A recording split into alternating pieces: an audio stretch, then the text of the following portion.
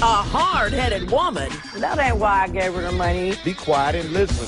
has a tough time with the judge. You're not acting grown. So what's the difference? You want to talk back?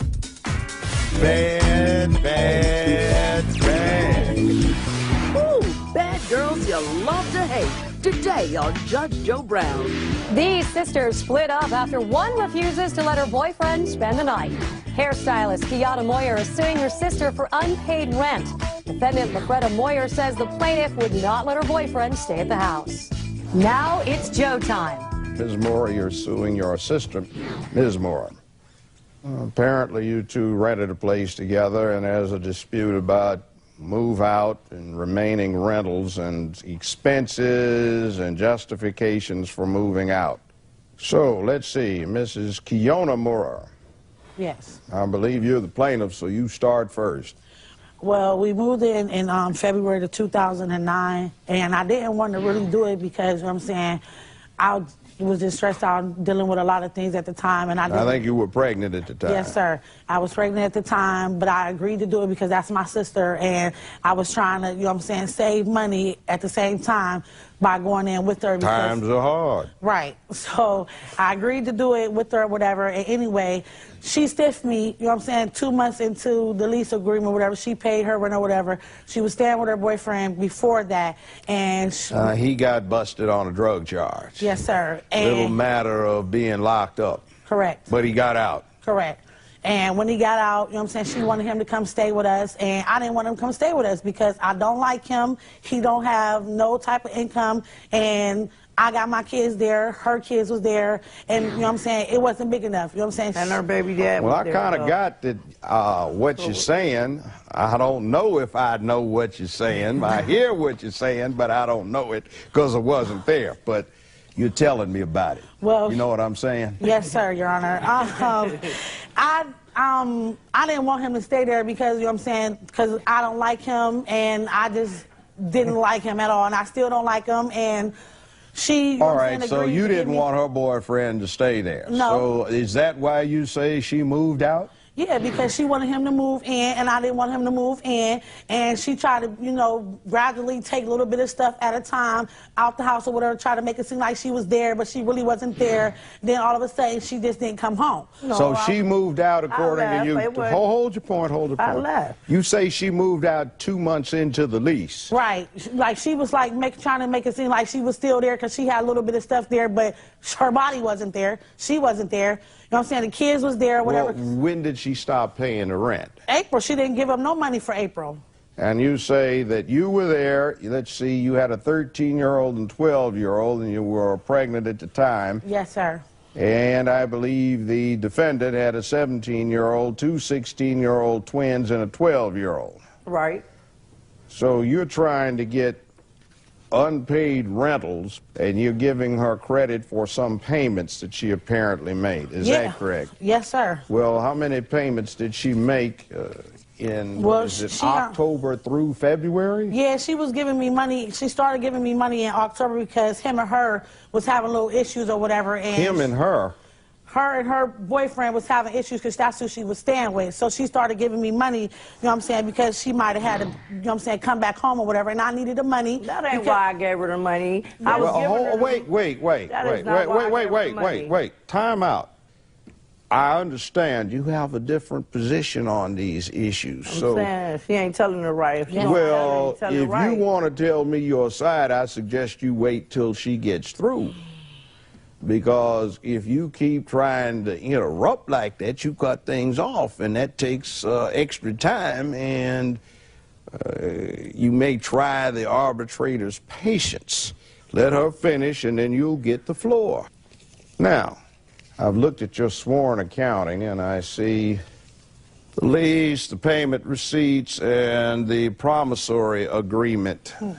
Now, why do we have a promissory agreement here? Your Honor, because I kept asking her for my money. She was having money here and there, and I kept asking her when she was going to give me my money.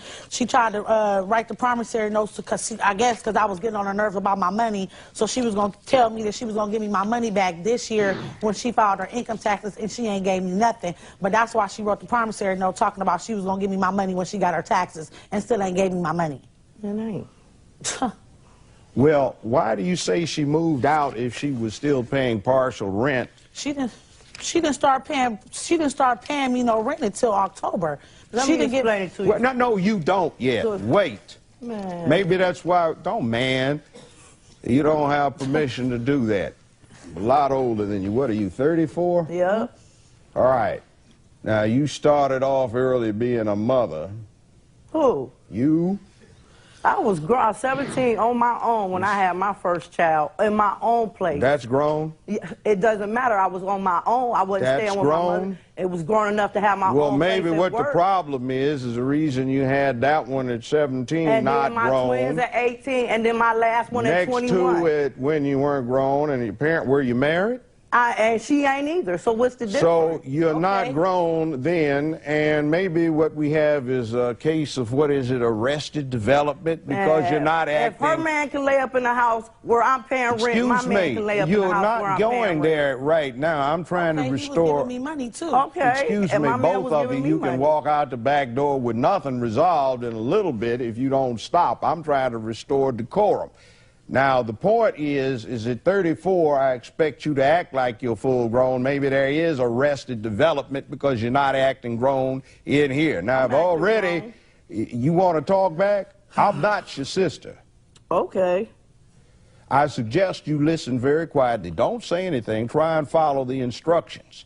Because when you can't follow the instructions I'm giving you in here, I have a suspicion that part of the problem that we're dealing with right now relative to this arbitration is because you don't listen. Or if you do listen, you don't comprehend. Now, be comprehend quiet. and listen. Shut your mouth. You have to have discipline and maturity if you're going to teach it to your children. I suspect. My kids is grown. No, good. they're not. Yeah, they're not good. grown. Don't even Trust speak on me. my kids. You don't know my kids. Trust Don't me, speak I on know my you. kids. So And the don't know fruit me. doesn't fall too far Well, you from don't the know tree. Me. You just I know met me. you. No, I can you tell don't right know now. me. I know all You I don't need to know- know no, about you you don't. relative to your inability to exercise whatever. self-control. You the judge.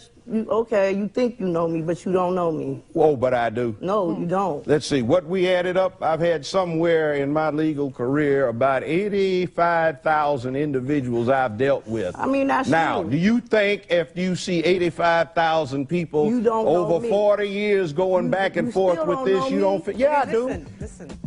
We'll be right back with Judge Joe Brown. He had the same job that my dude had. Well, did he have a job? Yeah, on the street corner, yeah. So both of you have got boyfriends that have little hustles, I assume, moving merchandise. Right. Bad girls you love to hate today on Judge Joe Brown. We're back with Judge Joe Brown. The defendant in this case insists that if her sister's man can stay at the house, so should her man. But when the plaintiff refused, she left. Let's see what the judge has to say. Now, you have the floor right now. We're going to you. Now, Okay, what is your problem? March and April, I paid rent. She had a problem. She don't have the problem with my dude. Her dude got the problem with my dude. Well, excuse me, that's not what I really am interested in right now. Okay, I but need this to is find where the- this out. Be quiet this and is where listen. the issue comes Listen. You say that in your complaint, your man was helping you out with your kids and things. He had money. You're over here offering up. Why don't you get undefensive a little bit, uncross your arms? I'm cool. Well, let me put it to you this way. Stop being so defensive. Open up, be receptive. And what happens is I'm going to ask you a couple of questions. Okay, come on. Now, just listen. Your mouth runneth over. Yes. Take a breath. Now I'm ready. Now, she has said that her boyfriend helped her out with the bills and her children. You say he didn't have a job. He had the same job that my dude had. Well, did he have a job? Yeah, on the street corner, yeah. Now, can he file taxes on that? No, he That's not can't. true. That's not true, Your Honor. You know, you should leave the efforts to humor to me. Now, can he file taxes on it? No. He didn't work a 9 to 5 like we worked a 9 to 5. We was paying rent. Now, what was the problem with my dude being there if her dude was there? You're saying her boyfriend just had a hustle. He didn't have a job. Right. And that's not true. All right. Now, your boyfriend apparently had a hustle, or at least he got accused of one, moving a little merchandise. Right. So both of you have got boyfriends that have little hustles, I assume, moving merchandise. Right. No. So these kids, including 1, 2, 3 sons, 3 boys, are supposed to be getting role models to unemployed males who are moving merchandise to poison where they live. Can I please say something? No, you can't. So your defense, I'm reading, is that it should be basically tit for tat. Sauce for the goose is sauce for the gander. In this case, sauce for the goose is sauce for the other goose. If she can have her boyfriend spend the night, why not yours, since both of them do the same thing?